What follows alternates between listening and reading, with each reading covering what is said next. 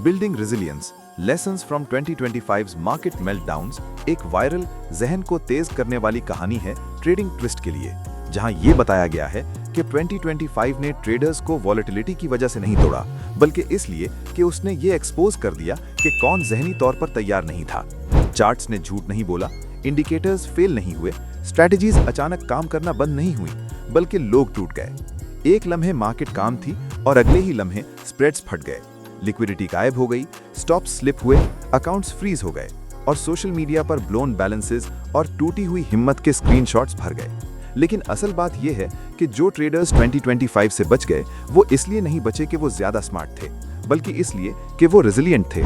और resilience meltdown के बाद नहीं बनती, बल्कि या तो पहले से होती है या फिर मार्केट आपको सख्ती से सिखाती है। ये कहानी है 2025 के मार्केट मेल्टडाउन्स के पीछे की और उन लेसन्स की जिन्होंने इमोशनल ट्रेडर्स को अनब्रेकेबल बना दिया। मार्केट्स पहले भी क्रैश हुई हैं। 2008 ने इंस्टीट्यूशंस को मिटा दिया, 2020 ने यकीन को कुचल दिया, 2022 ने क्रिप्टो के ख्वाब तोड़ दिए, लेकिन 2025 ने कुछ ज्यादा खतरनाक किया। उसने सीधा ट्रेडर की साइकोलॉजी पर हमला किया। Flash reversals, fake breakouts, algorithmic whipsaws, trading hours के बाहर न्यूज और लिक्विडिटी ट्रैक्स जो क्लीन सेटअप्स जैसे लगते थे। आप इसलिए नहीं हारे कि प्राइस तेज चली, बल्कि इसलिए कि प्राइस आपकी एक्सपेक्टेशंस के खिलाफ चली। और एक्सपेक्टेशंस ही वो जगह है जहां ज्यादातर ट्रेडर्स छुप कर रहते हैं।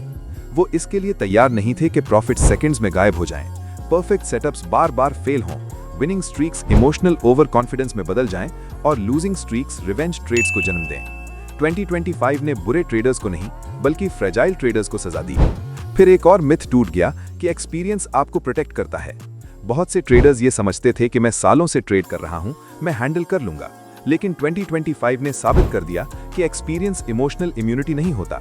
और सबसे बड़े blowups veteran traders, high confidence scalpers और उन लोगों से आए जिन्होंने सोचा था कि उन्होंने सब कुछ देख लिया है, क्योंकि एक्सपीरियंस हैबिट्स बनाता है और जब मार्केट का कैरेक्टर बदलता है तो वही हैबिट्स खतरनाक बन जाती हैं। रेजिलिएंट ट्रेडर्स सबसे ज्यादा शोर मचाने वाले नहीं थे, बल्कि वो थे जो रुक गए, साइज कम किया और मान लिया कि पुराना प्लेबुक अब काम नहीं करता।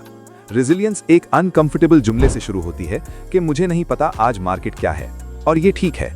2025 में प्रॉफिटेबिलिटी ऑप्शनल हो गई, लेकिन सर्वाइवल जरूरी हो गई। और जो ट्रेडर्स बच गए उन्होंने ये सख्त सच सीखा कि आपका काम आज जीतना नहीं, बल्कि इतना जिंदा रहना है कि कल जीत सको। उन्होंने 3 चीजें मुख्तलिफ की।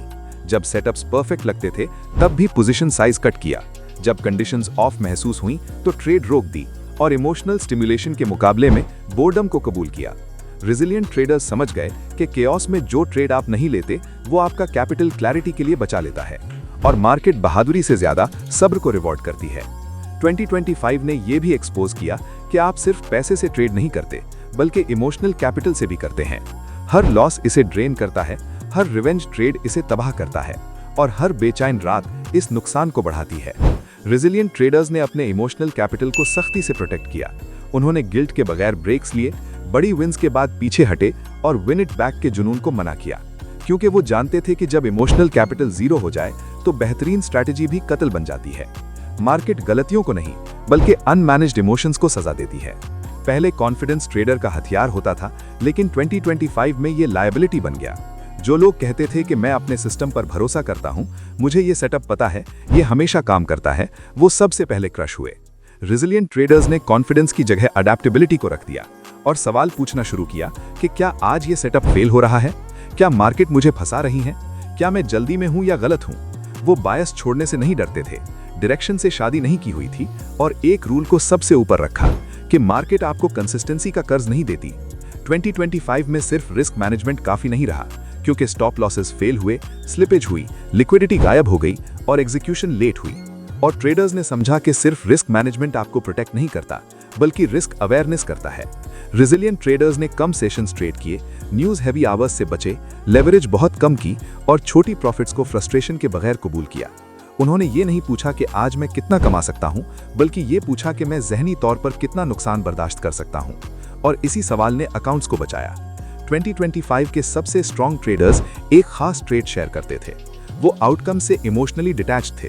विन्स उन्हें एक्साइट नहीं करती थीं, लॉसेज उन्हें डिफाइन नहीं करती थीं, और फ्लैट डेज उन्हें बॉदर नहीं करते थे। उन्होंने अपनी पहचान इससे जोड़ना बंद कर दी कि मैं विनिंग ट्रेडर हूं या मैं लूजिंग ट्रेडर हूं, बल्कि वो सोचते थे कि मैं अनसर्टेनिटी में डिसीजन मेकर हूं।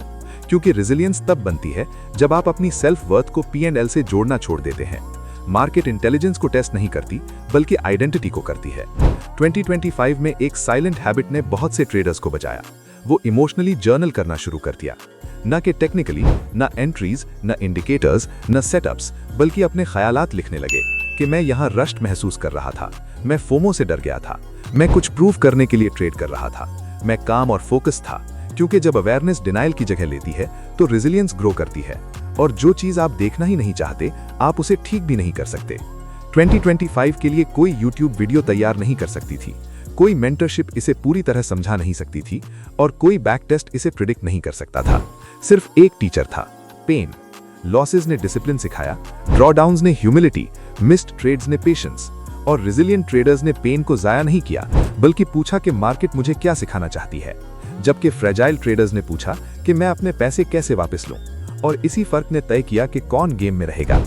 2025 ने यह सच भी वाज़ेह कर दिया कि रेजिलियंस कोई पैदाइशी ट्रेट नहीं, बल्कि एक स्किल है जो तब बनती है जब आप चेज करने के बजाय साइज कम करते हैं, फोर्स करने के बजाय ट्रेड रोक देते हैं, और लड़ने के बजाय अनसर्टेनिटी को कबूल करते हैं।